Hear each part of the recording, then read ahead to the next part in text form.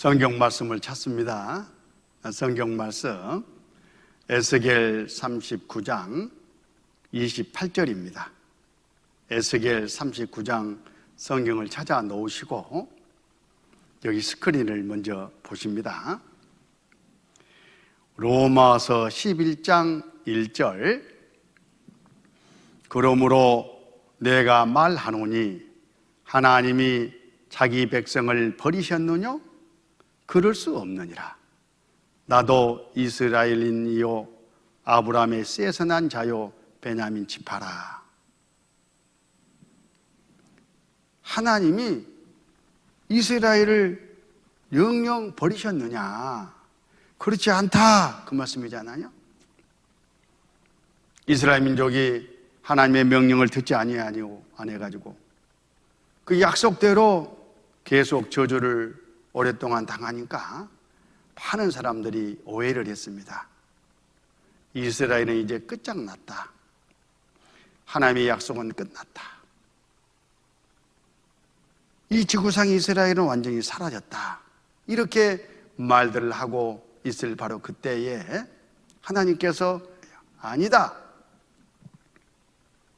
이 성경 곳곳에 지금으로부터 3,500년 전, 2,700년 전, 2,600년 전 성경에 때가 되면 이스라엘이 다시 자기 땅으로 돌아와 가지고 아주 강한 나라, 세상을 지배하고 다스리는 그런 나라로 만들어 주실 것을 약속하셨어요.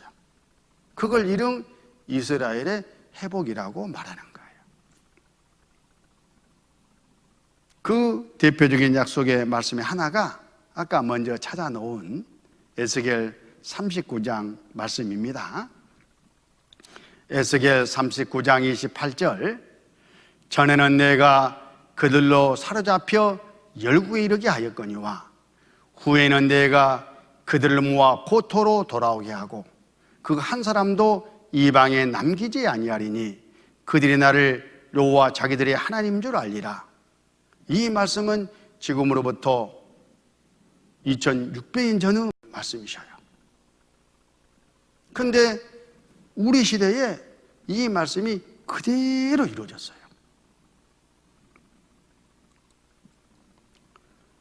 자, 이스라엘 역사를 잠깐 개관을 해보면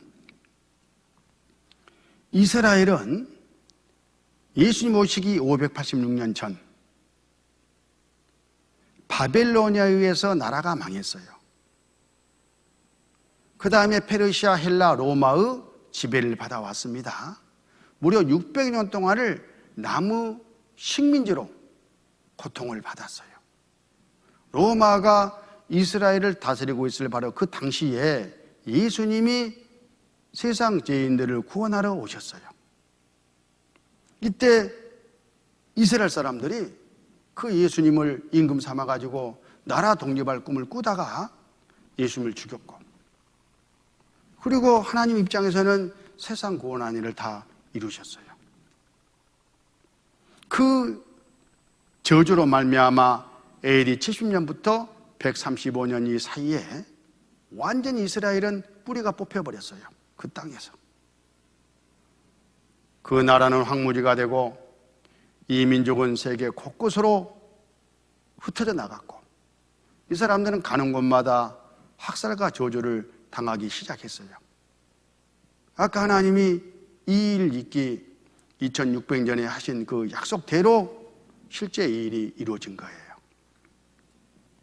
그리고 그 땅은 동로마, 페르시아, 터키, 십자군, 이집트, 오토만 터키, 프랑스, 영국 순서로 주인이 바뀌었어요. 그러다가 1948년 5월 14일 이스라엘이 독립을 하게 됩니다. 아주 유명한 사건이잖아요. 이스라엘의 독립. 이건 엄청난 의미를 담고 있는 거예요. 한 사람이 죽었다가 일주일 후에 살아났다고 합시다. 와, 엄청난 기적이죠. 어떻게 그런 일이 있을 수 있어? 그런 일은 있을 수 없어. 뭐 이렇게 말하잖아요. 그런데 여기 봐보세요. 그 나라의 주권을 빼앗긴 지 2586년 만에 전 세계로 흩어져가지고 그 땅에서는 완전히 뿌리가 뽑힌 지 1900여 년 만에 다시 이 사람들이 돌아와서 나라를 세웠다. 이스라엘이 새롭게 태어났다. 기적 중에 기적이잖아요. 다시 말하면 하나님의 섭리, 하나님의 계획, 하나님의 역사가 아니고는 있을 수 없는 그런 일이다. 그런 뜻입니다. 독립과 함께 이스라엘은 그 땅이 회복이 되고 떠났던 사람들이 돌아오고 학살받던 사람들에게 축복이 주어지기 시작했습니다. 그리고 지금은 이 모든 것들을 누리고 살고 있어요. 현재는.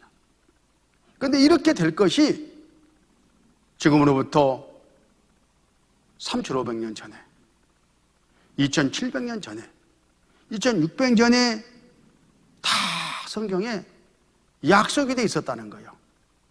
하나님은 한 번 말씀하시면 틀림없이 때가 되면 이루시는 하나님이라는 것을 이 말씀을 보고 우리는 확실하게 깨달을 수가 있는 겁니다.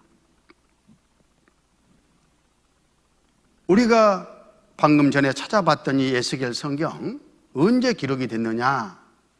예수님 오시기 600년 전에 우리 기준으로 봤을 때 2600년 전에 기록이 됐어요. 근데 이 말씀 안에 이런 내용들이 들어 있습니다. 에스겔 37장 11절 또 내게 이르시되 인자야 이 뼈들은 이스라엘 온 족속이라 그들이 이르기를 우리의 뼈들이 말랐고 우리의 소망이 없어졌으니 우리는 다 멸절되었다 하느니라. 이런 날이 올 거다 그 말이에요. 실제 AD 70년부터 135년 사이에 완전히 뿌리가 뽑혔잖아요.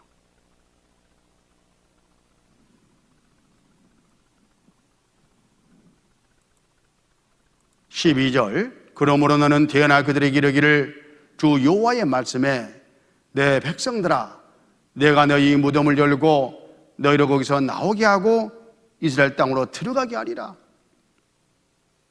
다시 이스라엘 땅으로 들어가게 하겠다라고 또 2600년 전에 약속하셨어요. 근데 이 말씀이 언제 이루어졌느냐? 우리 시대에 이루어졌잖아요. 우리 시대에. 14절 내가 또 내 신을 너희 속에 두어 너희로 살게 하고 내가 또 너희를 너희 고토에 거게 하리니 이 조상들이 살던 바로 그 땅에 살게 하겠다. 그런 말씀이지 않습니까? 나 여호와가 이를 말하고 이룬 줄을 너희가 알리라. 나 여호와의 말이니라 하셨다라. 천지우주 만물을 창조하신 하나님, 인류 역사 의수레바퀴를 돌려가시는 하나님이 한 번 말씀하시면 틀림없이 이루어진다 하고 도장을 탁 찍어 주셨어요. 그리고 이 말씀이 우리 시대에 이루어진 겁니다. 또 이 에스겔 성경 안에는 땅이 회복될 것이 자세하게 의논됐어요. 거기 에스겔 36장 8절 그러나 너 이스라엘 산들아 너희는 가지를 내고 내 백성 이스라엘 위하여 과실을 맺으리니 그들이 올 때가 가까이 이르렀음이니라. 내가 돌이켜 너희와 함께하리니 사람이 너희를 갈고 심을 것이며 내가 또 사람을 너희에 많게 하리니 이들은 이스라엘 온 족속이라. 그들로 성읍들에 거하게 하며 빈 땅에 건축하게 하리라. 이스라엘이 떠나버리고 난 땅은 이런 완전한 황무지였습니다. 돌자갈밭이었어요. 그런데 여기다가 씨를 뿌리면 싹이 나오게, 추수가 되게, 그리고 마을이 들어서고 도시가 들어서도록 해주겠다라고 약속하셨잖아요. 지금은 이런 에덴 동산처럼 완전히 아름다운 풍요로운 땅으로 바뀌어져 있어요. 아까 그 땅이 약속대로. 이런 저주받은 황량한 들판에 마을이 들어섰죠. 아까 그 약속대로.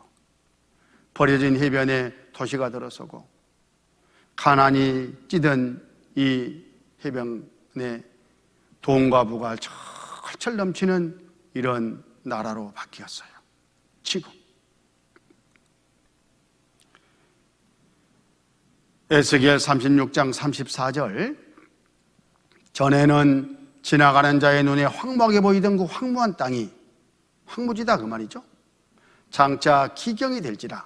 기경이라마는 농사 짓는 땅이 된다 그런 뜻이에요. 사람이 이르기를 이 땅이 황무하더니 이제는 에덴 동산같이 되었고 황량하고 적막하고 무너진 성읍들의 성벽과 거민이 있다 하리니, 앞으로 이렇게 될 거다라고 말씀하셨는데 실제 우리 시대에 에덴 동산처럼 그 땅이 바뀌었지 않습니까? 그리고 마을과 도시가 들어섰지 않습니까? 이 약속의 말씀이 그대로 이루어진 거예요. 황무지 일곱 적과꾸로 땅으로 연세대학교 대학원장이셨던 박준서 교수가 이스라엘 네겝에 가가지고 깜짝 놀랐어요. 아니 완전 황무지였는데 적과 꿀이 흐르는 이런 옥토로 바뀌어 있다니 하고 신문에 지금 보도를 했지 않습니까? 사막이 연못되리라 이사야의 예언이 실현됐다. 성경 말씀 그대로 이루어졌다. 그런 뜻이에요.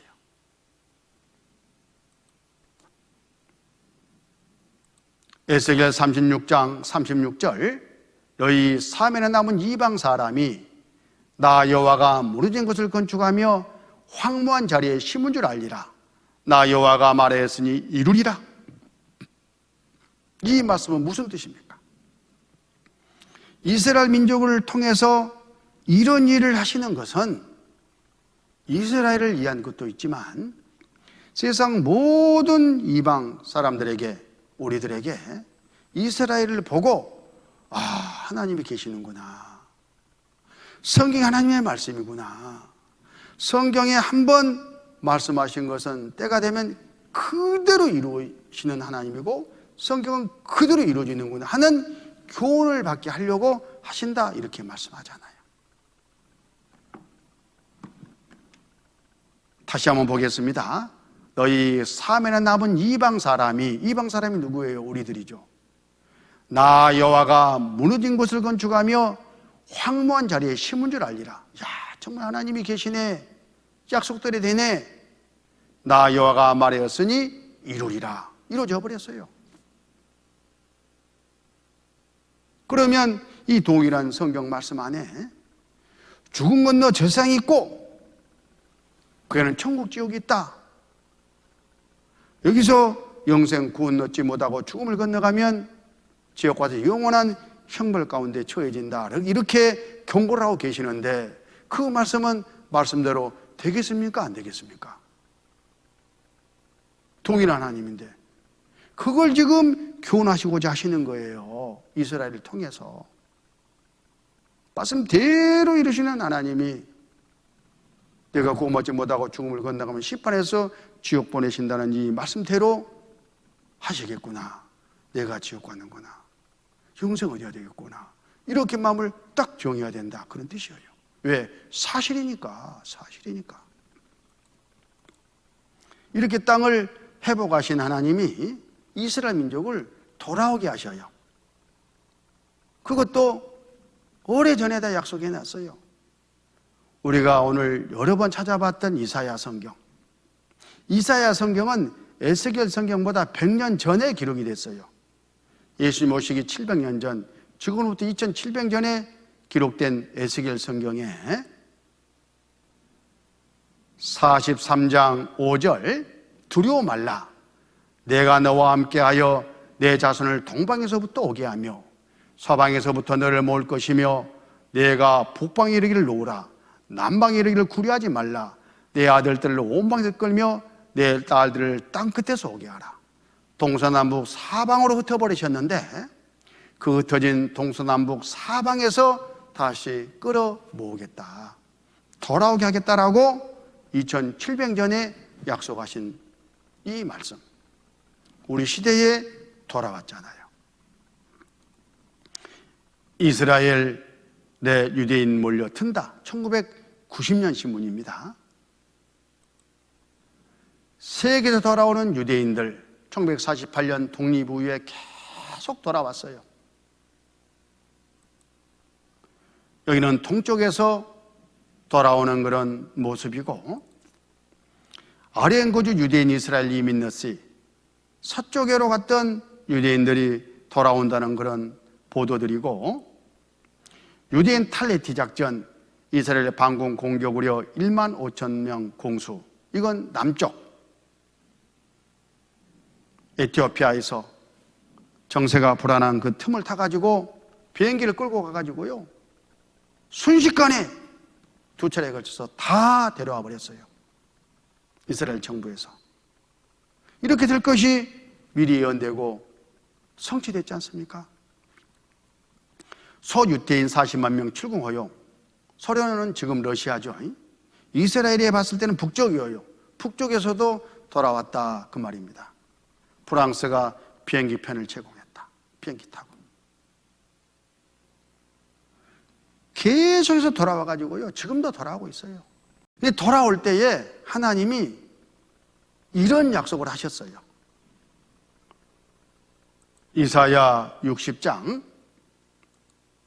4절, 내 눈을 들어 사면을 보라. 무리가 다 모여 내게로 오느니라. 내 아들들은 원방에서 오겠고 내 딸들은 안기 올 것이라. 그때에 내가 보고 희색을 바라며 내 마음이 놀라고 또 화창하리니 이는 바다의 풍부가 내게로 돌아오며 열방의 재물이 내게로 옴이라. 이사야 60장은 이스라엘 민족이 마지막 때 돌아온다는 예언의 말씀이셔요. 어떻게 돌아올 것도 자세하게 기록되어 있어요. 비행기 타고 돌아온다는 말씀도 이사야 60장에 기록이 되어 있습니다. 한번 쭉 읽어보세요. 근데 이 돌아올 때에 바다의 풍부가 내게로 돌아오며 열방의 재물이 내게로 옴이라 그랬잖아요. 바다의 풍부, 열방의 재물, 이게 뭘까? 하나님이 이스라엘 민족에게 이걸 주어서 돌아오게 한다, 그 말씀이지 않습니까? 바다의 풍부는 이겁니다. 적과 꿀 대신 오일 가스 대박, 이스라엘 에너지 기적. 이 신문 보도는 2013년입니다. 얼마 되지 않아요. 그런데 여기 이스라엘 지도지 않습니까? 이스라엘 서쪽 해변이 지중해인데 이 서쪽 이 일대에 엄청난 석유가 매장되어 있다는 것이 발견된 거예요. 세계에서 석유가 가장 많이 매장된 나라가 사우디아라비아입니다. 1위 산유국이잖아요. 그 석유 양에 버금가는 그 석유가 이스라엘 서쪽 해변 지하에, 그것도 세일청에 지금 들어있답니다. 그동안에 다른 나라 석유 다 갖다가 쓸 것 다 쓰고 떨어질만 하니까 이스라엘 바닷속에 묻혀있는 석유를 하나님이 내주셨어요. 알게 해주신 거예요. 떵떵거리고 이제 살으라고. 원래 이스라엘은 기름 한 방울, 가스 한 방울 나지 않는 나라로 자기들도 그렇게 알고 있었고 우리도 그렇게 알고 있었어요. 그런데 하나님은 2700년에 아니다, 바다의 풍부가 내게로 돌아온다, 기다려봐라. 아니나 다를까 이 바다를 통해서 엄청난 부를 지금 축적해 주시지 않습니까? 그래서 수입국에서 수출국으로 화려하게 변신됐어요. 이스라엘은 지금 석유 가스 수출국이 되어버렸습니다. 또 국제 정치 경제를 제패하는 유대민족, 돈으로 목을 조여라. 열방의 재물이 너희에게 돌아온다 그랬죠. 열방의 재물이면 여러 나라의 재물, 돈이 이스라엘 민족 수중에 다 모인다 그 말이잖아요. 2011년 11월 10일자 주요국 국가 부채,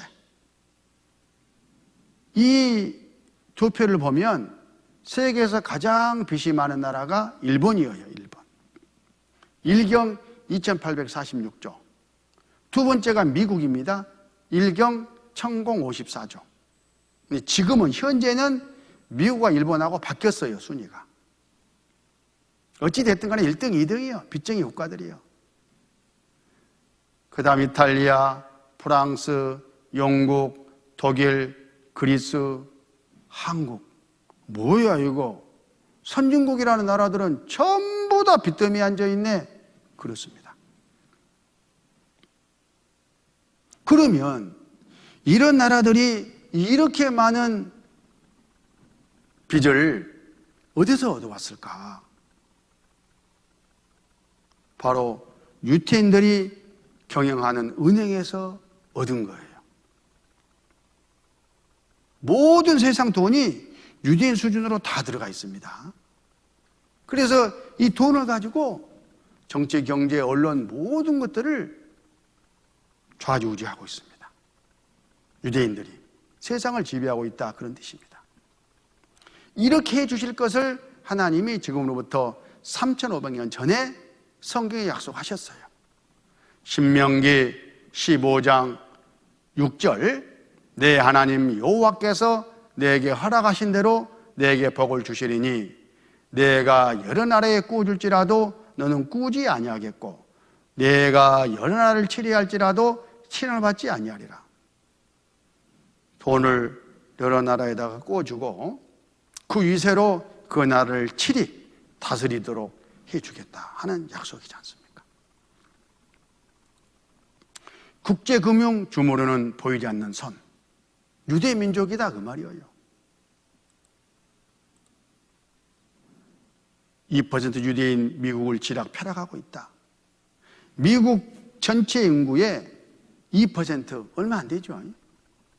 그 사람들이 미국을 쥐었다 놨다 한다 그 말이에요. 무엇으로? 돈으로. 정치 경제 꽉 쥐고 있어요.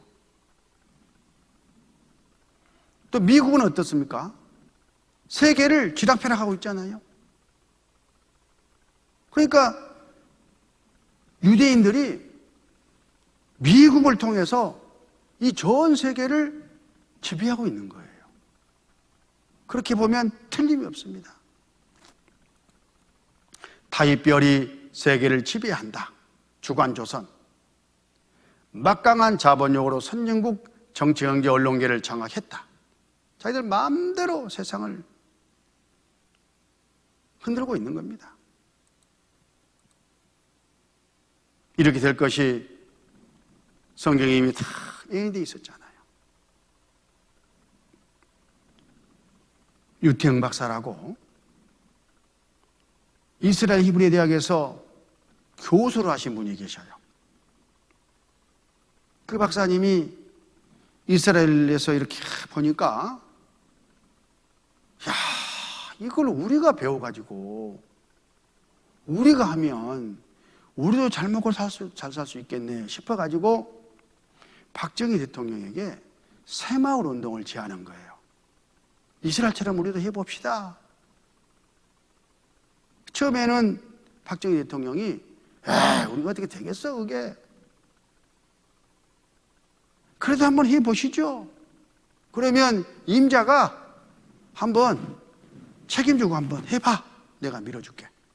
그래가지고 새마을 운동이라는 게 시작이 됐어요. 어르신들은 잘 아시죠? 그 유명한 그 박사님이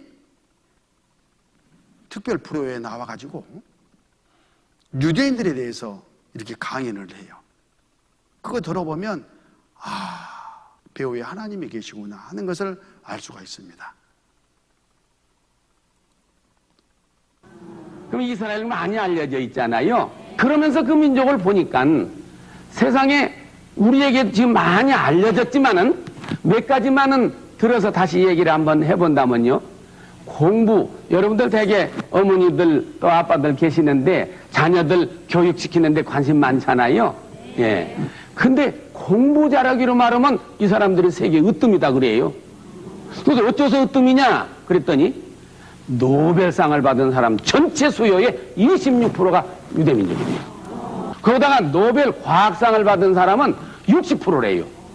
이렇게 자랑을 할 만큼 공부 잘하기로 유명한 민족이다 그 말이에요.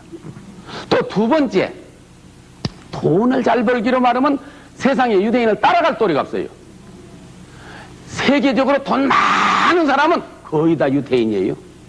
미국에 여러분 다녀오신 분 계셔서 아시겠습니다만은 큰 빌딩, 큰 은행, 큰 백화점 거의 90%가 유대인이에요. 어떻게 하면 그 돈을 잘 버냐 이게요. 예. 세계 곡물시장 유대인들이 꽉 쥐고 있어요. 우리 쌀을 판다 산다 밀가루를 산다 옥수 산다 이건 유대인 통하지 않고는 살고 파지를 못오도록 100% 쥐고 있어요. 또 무기시장 미사일을 산다 무엇을 판다 비행기를 산다 이것도 유대인들이 꽉 쥐고 있어요. 허리우드에 LA 저자 허리우드에 갔더니 세계 필름 영화 필름 보고 모든 거 유대인들이 꽉 쥐고 있어요. 도대체 어떻게 되냐 이게. 이 중동의 조그마한 땅에다가 나라를 세워가지고 나라를 지켜나가는데 또 자기 조국의 요즘 말로 하면 안보, 뭐 국방, 민족을 지키는 그 의식이란 건 또 너무 강해요. 그동안에 전쟁을 얼마나 많이 했어요. 독립전쟁, 뭐 6.1전쟁, 10월전쟁, 레바논 전쟁, 전쟁만 했다 하면은 이기는 게 유대인이에요. 그렇다고 해서 인구가 많냐? 이스라엘 안에 사는 유대인이 지금 얼마냐면요. 약 430만 명. 우리 서울시 인구가 1200만 명이에요. 그러니까 어디 영등포만은 그 인구예요, 말하자면 이게. 그런데 세계적으로 그렇게 각광을 받고 있잖아요, 이게. 예. 그뿐 아니, 농사 짓는 기술이라고 하면은 이스라엘을 따라갈 나라가 없다. 얼마나 앞섰는 거니? 제가 대산농촌문화재단 이사장직을 맡고 있어요. 그래서 우리 농민 기술자들을 해외 보내서 기술 연수를 많이 한 해마다 이스라엘을 보내요. 갈 때마다 배워요. 예, 갈 때마다 배워. 얼마나 앞섰는가 말도 못해요. 그러면 어떻게 그 민족이 조그마한 민족이 공부도 잘하고 돈도 잘 벌고 전쟁도 잘하고 농사도 잘 짓고 단결심도 강하고 애국심도 강하고 어떻게 그렇게 됐느냐. 자, 다 못 드셨죠? 하나님이 배우에서 그렇게 하신 거예요. 신명기 16장 19절 여호와께서 너의 칭찬과 명예와 영광으로 그 지으신 모든 민족 위에 뛰어나게 하시고 그 말씀하신 대로 너로 내 하나님 여호와의 승리되게 하시리라 하신 약속대로 이루고 계신 겁니다. 자, 여기 재미있는 그림이 보이죠? 일본 씨름 선수입니다. 또 12살짜리 소년입니다. 둘이서 일본 씨름을 하면 누가 이기겠습니까? 100번 싸워도 이 선수가 이기는 것은 자명하죠. 자, 그런데 이 12살짜리 아이 배후에서 눈에 보이지 않는 하나님이 이 아이를 대신해서 싸워주면 누가 이기겠습니까? 뭐 10,000번 싸워도 하나님이 이기는 것은 당연하죠. 실제로 둘이 씨름을 했는데 이 12살짜리가 들었다 놨다 들었다 던져버리기를 대6차례 영업해버렸어. 그럼 우연이요 눈에 보이지 않는 하나님이 대신 싸워주신다는 말씀이 맞아요. 그렇다니까요. 최근에 우리 시대 이스라엘 역사가 그래요. 중동 전쟁이 크게 5차례가 있었는데 이 조그만한 한 나라를 두고 이 녹색 해교 국가들이 똘똘 뭉쳐서 전쟁을 벌였어요. 근데 다 이겼지 않습니까? 1차 중동 전쟁 따라 독립한 바로 그 다음날 전쟁이 발발했습니다. 이집트, 요르단, 이라크, 시리아, 레바논 이 5개 나라가 이스라엘을 쳐들어갔어요. 끝났네. 누구나 다 상식적으로 그렇게 생각을 했는데 이 전쟁 결과 이스라엘이 영토 23%를 더 늘려버렸어요. 1차 중동 전쟁, 아랍 5개 공화국 4,500만 명하고 이스라엘 64만 명하고 전쟁을 했는데 영토 23%를 이스라엘이 늘렸지 않습니까? 이게 하나님 아니고는 불가능하죠.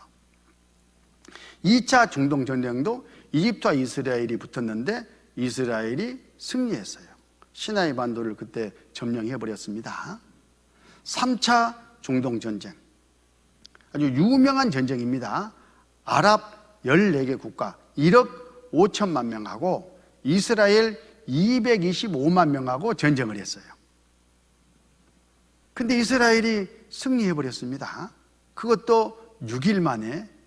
그래서 6일 전쟁이라고 아주 유명하잖아요. 모제다얀 장군. 조그마한 이스라엘 하나를 놔두고 레바논, 시리아, 요르단, 이라크, 쿠웨이트, 사우디, 예멘, 수단, 이집트, 리비아, 튀니지, 알제리아, 모로코, 아이고 숨 막혀. 많기도 안 해. 이런 해교 국가들이 1967년도에 구소련 공산권에서 후원 지원을 받아가지고 신식 무기를 끌고 엄청 준비를 해가지고 전쟁이 붙었는데 이스라엘군 파죽지세, 수에즈 운하까지 진격, 이 지도를 봐보세요. 오히려 이스라엘이 사방으로 공격에 나가고 있잖아요. 6일 만에 끝나버렸어요, 전쟁이. 그때 아랍공화국 총사령관이 나세르 이집트 대통령이었는데 당연히 사표였어야죠. 책임지고. 그리고는 얼마 있지 않아가지고 이분이 화병으로 돌아가셨어요. 진짜로. 도저히 이해가 안 되는 거예요. 자기 상식으로는. 그런데 이분이 뭘 몰랐냐. 자기들이 하나님하고 싸운 거예요. 하나님하고. 이길 수가 없죠. 여호수아 23장 9절 대저 여호와께서 강대한 나라들을 너희 앞에서 쫓아내셨으므로 오늘날까지 너희를 당한 자가 하나도 없었느니라. 너희 중 한 사람이 1000명을 쫓으리니 이는 너희 하나님 여호와 그가 너희에게 말씀하신 것 같이 너희를 위하여 싸우심이라. 하나님이 이스라엘 민족을 위해서 싸우신 거예요. 12살짜리 배후에서 씨름 선수하고 싸운 것과 똑같아요. 그게 바로 이스라엘입니다. 이스라엘이 여호와의 증인이란 말이 그 말이에요. 이스라엘을 보면, 역사를 보면 배후에 하나님이 계시고 하나님이 어떠하신 분인가를 정확하게 알 수가 있어요. 우리는 간단하게나마 그런 교훈을 받았습니다. 마태복음 24장 32절 무화과 나무 비유를 배우라. 그 가지가 연하여지고 잎사귀를 내면 여름이 가까운 줄 아나니 이와 같이 너희도 이 모든 일을 보거든 인자가 가까이 곧 문 앞에 이른 줄 알라. 내가 진실로 너희에게 말하노니 이 세대가 지나가기 전에 일이 다 이루리라. 여기서 무화과 나무는 이스라엘을 상징합니다. 우리나라는 무궁화가 상징한 것처럼. 무화과 나무 비유를 배우라. 그 말은 이스라엘을 보고 교훈을 받아라. 그런 뜻이에요. 어떤 교훈이냐면 그 가지가 연하여지고 잎사귀를 내면 여름이 가까운 줄 아나니 교훈이 양상했던 무화과 나무에서 파릇파릇 잎이 나오고 빠른 속도로 열매가 맺고 따먹을 때쯤 되면 추수 때가 아니냐. 늦, 봄, 초여름. 그때가 이스라엘의 추수기예요. 우리나라는 쌀 농사기 때문에 가을이 추수기지만은 거기는 밀 농사기 때문에요. 무화과 열매가 맺혀가지고 따 먹을 때쯤 바로 그때가 추수기예요. 그런 것처럼 하나님도 이 세상 구원의 농사를 그동안 지어오셨는데 그 농사를 이제 끝내고 더 이상 기회 줘봐야 구원받을 사람이 없겠다 이렇게 싶으면 구원한 사람을 데리러 오셔요. 이 세상 불로 심판하기 전에 안전한 곳으로 약속했던 구원 후 방주로 피하게 해야 되잖아요. 그러기 위해서 구원한 사람을 데리러 오신 뒤에 7년 후 이 세상 죄악을 심판하는 일을 시작하셔요. 알곡은 모아 콧간에 들이고 쭉정이는 꺼지지 않는 불에 농부가 추수 때에 태우는 것처럼 하나님도 이 세상 마지막 추수를 그렇게 마무리하실 때가 다 된 줄 알아라, 그런 뜻이에요.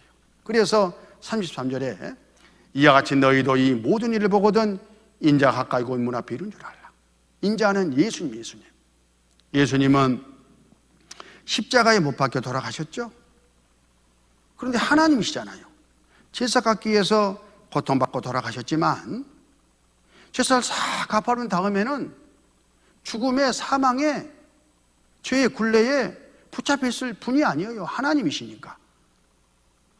하루 이틀 사흘 후에 다시 살아나셨습니다. 그걸 예수님의 부활이라고 하는 거예요. 그리고 40일 후에 천국으로 올라가셨어요. 그러시면서 내가 마지막 때 이 세상 불로 심판하기 전에 구원받은 사람을 데리러 오겠다 약속하고 가셨어요. 여기 그때가 가까운 줄 알아라, 그 말이에요. 인자가 가까이 곧 문 앞에 이른 줄 알라. 지금 이 시대가 그런 시대다, 그런 뜻입니다. 자, 인류 역사 시대표를 잠깐 정리를 하면 하나님이 영원한 신령한 세계 안에 이 물질 세계를 창설하시고 지금까지 경영해 오셨습니다. 물론 목적은 구원받는 사람과 함께 천국에서 영원히 살기 위한 사랑의 짝을 예비하신 것이 목적입니다. 이 세상 역사를 5도막으로 나누어서 경영하셨는데 아담에서 아브라함까지, 또 아브라함에서 예수님까지를 한 도막, 예수님부터 시작해서 예수님이 구원받은 사람을 데리러 오는 공중재림까지가 한 도막, 공중재림 뒤에 7년 후 이 세상을 심판하러 오시는 이 기간을 또 한 도막, 그리고 이 뒤 천년 왕국, 이렇게 나누어서 이 세상 안에서 역사를 경영해 오셨어요. 자, 아담에서 아브라함까지 이 때를 양심시대, 방치시대, 그렇게 불러요. 이 말씀은 각 사람에게 선악을 분별할 수 있는 양심을 넣어주시고 그 양심 가지고 선을 추구해 보라고 기회를 주신 거예요. 그랬더니 어떻게 됐습니까? 한 번은 노아 홍수로 완전히 심판받지 아니 만들 그런 상황에 처해졌고, 또 그 다음 바벨탑 그 시절에는 하나님을 찾는 사람이 하나도 없는 그런 상태로 막을 내렸습니다.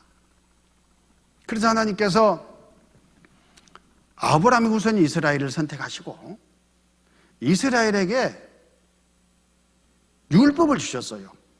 하나님의 말씀을 맡기신 거예요. 그래가지고 말씀대로 살아보도록 하셨습니다. 이때를 선민시대, 율법시대 그렇게 부릅니다. 그러나 이 또한 실패했죠. 구세주를 십자가에 못 박아 죽인 바로 그것이 실패했다는 증거예요.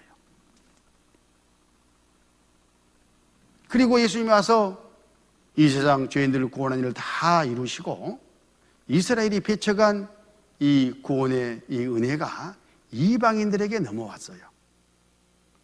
그래서 이방인들이 한 일 없이 공짜로 구원을 받고 천국 가는 이 시대가 열린 거예요.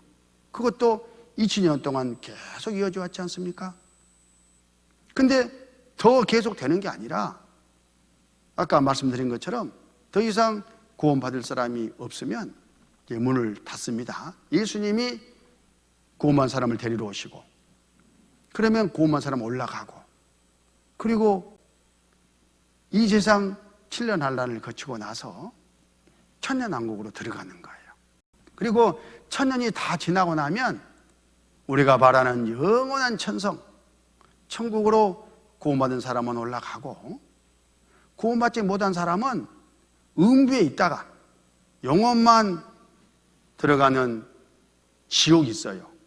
거기에 있다가 몸까지 다시 영혼이 사는 몸으로 살아나가지고 백보자 심판 때 심판을 받고 영원한 형벌 가운데로 들어가요.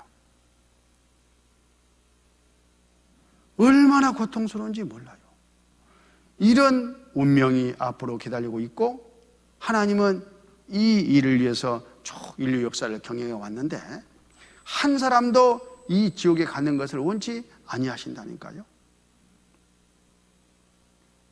이걸 이제 확대해 가지고 잠깐 더 심층적으로 교훈을 받아보면, 우리가 지금 어디 살고 있느냐, 이쯤 살고 있어요. 이쯤. 곧 주님이 오시기 바로 직전에 지금 살고 있다 보시면 됩니다. 어느 순간 예수님이 공중에 재림하시면 이 막동이까지 다 들림을 받아요. 그런다고 성경에 말씀하셨습니다. 데살로니가전서 4장 16절, 주께서 호령과 천사장의 소리와 하나님의 나팔로 치니 하늘을 쫓아 강림하시리니 그리스도 안에서 죽은 자들이 먼저 일어나고 그 위에 우리 살아남은 자도 저희와 함께 구름 속으로 끌어올려 공중에서 주를 영접하게 하시리니 그리하여 우리가 항상 주와 함께 있으리라. 주님 오시잖아요.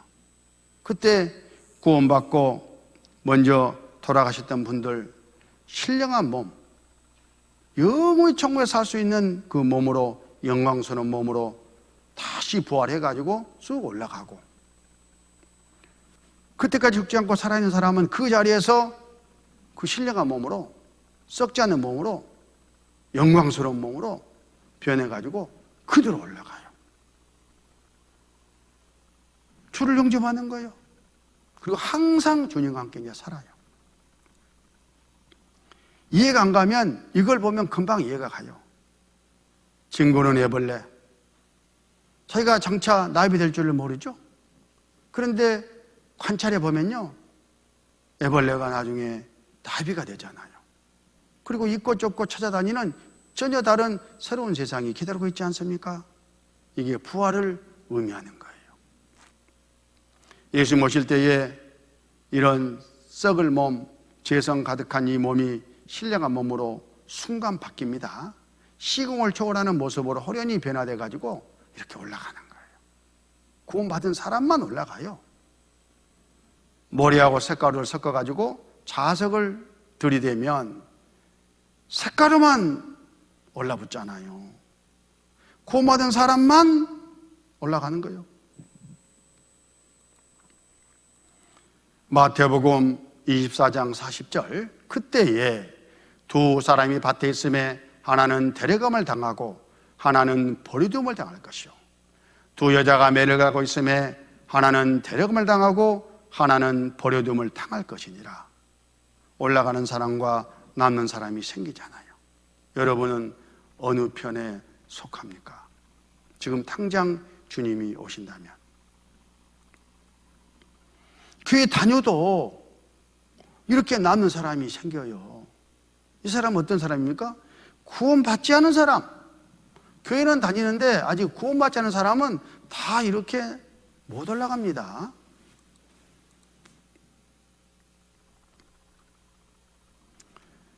들림 받은 사람들은 7년 동안 주님과 함께 천국에서 혼인잔치를 해요.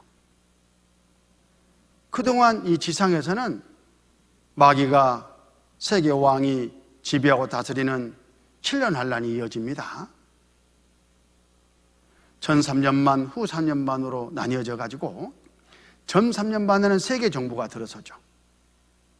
그리고 후 3년 반에는 모든 사람들 오른손에 이마에 표를 받게 해가지고 철권 통치를 단행해요. 그리고 그 끝에 핵전쟁이 일어나가지고 이 세상은 끝장이 납니다. 바로 예수님이 지상에 재림하셔가지고 이 세상을 심판하는 때다, 그런 뜻이에요. 그리고 전사는 천년왕국으로 들어갑니다. 이때가 너무 가깝다는 것을 어떻게 안다고요? 7년 한란에 있을 일들이 어제 우리 공부했죠? 다 준비되고 있잖아요. 그리고 예수님이 말씀하신 마지막 징조도 다 이루어지고 있는데 가장 큰 징조가 뭐예요? 이스라엘의 회복이에요. 오늘 이스라엘이 회복에 돼 가지고 강국을 이루는 바로 그것이 가장 가깝다는 징조, 시대의 표적입니다.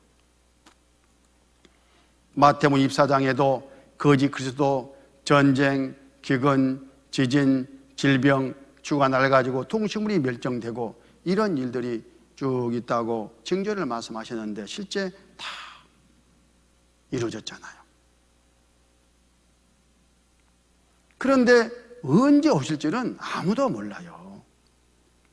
마태복음 24장 36절, 그러나 그날과 그때는 아무도 모르나니 하늘의 천사들도 아들도 모르고 오직 아버지만 아시느니라. 주님 오실 날이 가깝다, 이렇게 징조는 보고 우리가 준비해야 되니까 하나님도 말씀하셔가지고 교훈을 받지만 언제 올 줄은 몰라요. 그런데 어떤 사람들이 몇 월, 며칠, 몇 시에 예수님 오신다 이렇게 말하면 시한부 종말론자들, 그건 이단 가짜예요. 왜? 성경이 모른다고 했는데. 성경과 다르니까. 92년 10월 28일, 24시에 휴거된다, 이런 사람들이 그때 있었죠? 아마 경험자들도 있으실 거예요. 전국이 시끄러웠습니다. 1992년 한국 치아그 사건, 다미성교회 휴거 사건, 세상 종말이 오고 있다. 봐봐요. 하얀 소복 같은 것을 입고 시옵소서, 시옵소서 하면서 계속 이러고 있더라고. 그때 제가요, 이 사건을 취재하는 경찰청 기자였어요. 그래서 이런 너무나 시끄러우니까요, 현장에 가서 취재해가지고 기사를 몇 번 썼습니다. 그리고 1992년 10월 26일 12시 딱 경찰청 상황실에서 취재를 하고 있었어요. 후배 기자들 각 교회에다 싹 보내놓고, 경찰들은 또 그 교회 주변에 막 전부 또 나가가지고 비상 걸려서 잠복 근무했죠. 소방대원들은 혹시나 이 사람들 또 사고 내가지고 불날까봐 비상 근무하고. 땡 시간이 됐는데 올라갔냐? 아니요. 조금 기다려봐봐. 올라갈 기대해서 기다려보란 게 아니라 기자의 심보가 그래요. 싸워야 돼. 자기들끼리 싸워야 돼. 막 항의하고. 그래야 기사가 더 커지니까. 지금은 조용한데요. 알았어. 바쁘잖아요. 지금 12시니까 빨리 윤정기 돌려야 되잖아요. 내일 아침 신문에 보도해야 되니까. 그래서 마감을 하고 그때 송고했던 기사가 이 신문입니다. 암을 들었던 12.8 소동, 불발 휴거, 가정 바탕 등 폐인 상처 너무 커, 각계 희대의 사기각 엄벌 마땅. 증거가 있어야 되겠죠? 확대해 보면요, 최근유 기자, 저기 있죠? 최근유 목사, 저 사람이 이 사람이에요. 이 기자가 저 목사예요. 어떻게 이렇게 됐을까? 여기 이장님 목사가 그때 대표 목사인데 쇠고랑 찼잖아요. 사기라 해가지고. 저는 열렬한 불교 신자였어요. 그런데 무슨 예수님이 재림해가지고 사람들이 들려 올라간다고 하니까 황당무계하죠. 그런데 나는 교회는 전혀 모르니까 이걸 이단이라고 하더라고요. 그때. 이단은 집 팔고 돈 팔고 소 팔고 직장 때려치우고 완전 망하는구나. 이게 딱 박혔어요. 실제 이 사람들 그랬거든요. 올라간다고. 그런데 이 성경 강연에서도 인도돼가지고 말씀을 쭉 듣는데 넷째 날은 오늘이네. 중간에 이 말씀이 싹 나오는 거예요. 목사님이 그때서 말한 거예요. 뭐야? 휴거? 이 교회도 이단이네? 이렇게 된 거예요. 제 마음에. 이야, 이 교회 진짜 단수가 높네. 다 믿어지게 한 다음에. 그잖아요. 첫날 하나님 계시고 증언과 성취함 이스라엘 통해서 다 이제 믿어져 버렸잖아요. 하나님께서 성령 사시는 거 구원받아야 되겠다고 마음을 딱 먹고 있는데 휴거를 이야기하니까 이야, 마음이 딱 닫혔죠. 그리고 뒤에 말씀 들어봐야 소용없더라고. 하나님도 계시고 성령 사실을 믿어져가지고 천국적이 확실한데 내가 구원을 받아야 되는데 이 교회는 영 이제 아니고, 그래서 이제 구원받은 교회들이 없을까 하고 막 찾아다니면서 신문 기자니까요 취재를 했어요. 그것도 3달 반 동안이나. 그 결과 이 교회를 정확하게 알게 됐어요. 뿌리까지 내가 뽑아봤어요. 다 뽑았다는 게 이상하네. 파봤어요. 진짜더라고. 맞더라니까요. 그래서 저는 제 발로 걸어와가지고 하계수양에 그때 있었거든요. 거기 가서 혼자 가서 구원을 받았어요. 혼자. 유명한 사건입니다. 저 개인적으로는. 그리고는 얼마나 이게 감사한지, 이 교회를 만난 것이 얼마나 진짜 축복인지 너무 커가지고 성경 공부를 열심히 하고 열심히 봉사하고 있는데 하나님 말씀을 한번 전해봤으면 쓰겠다. 이렇게 교회의 권면을 받고 목사가 되어버렸다니까요. 바로 우리 교회가 그렇습니다.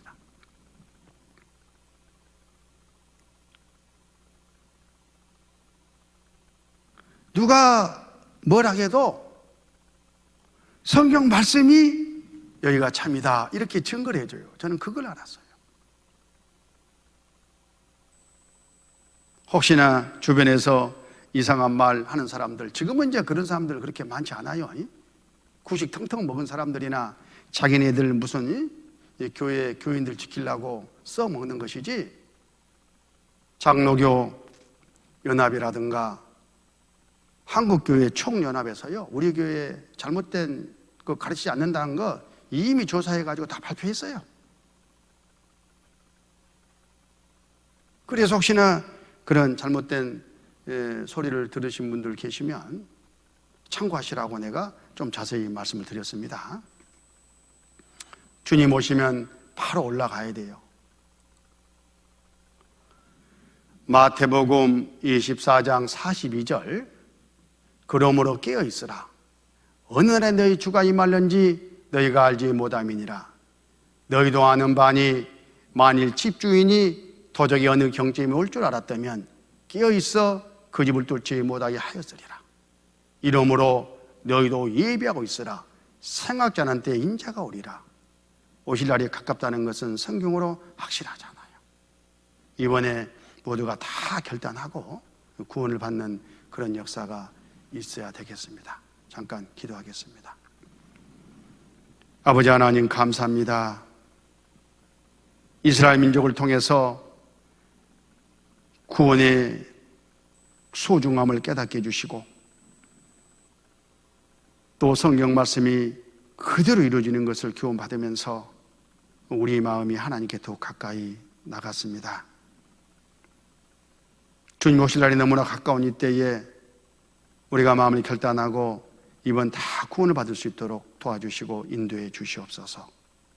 우리 구주 예수님 이름으로 기도드렸습니다. 아멘.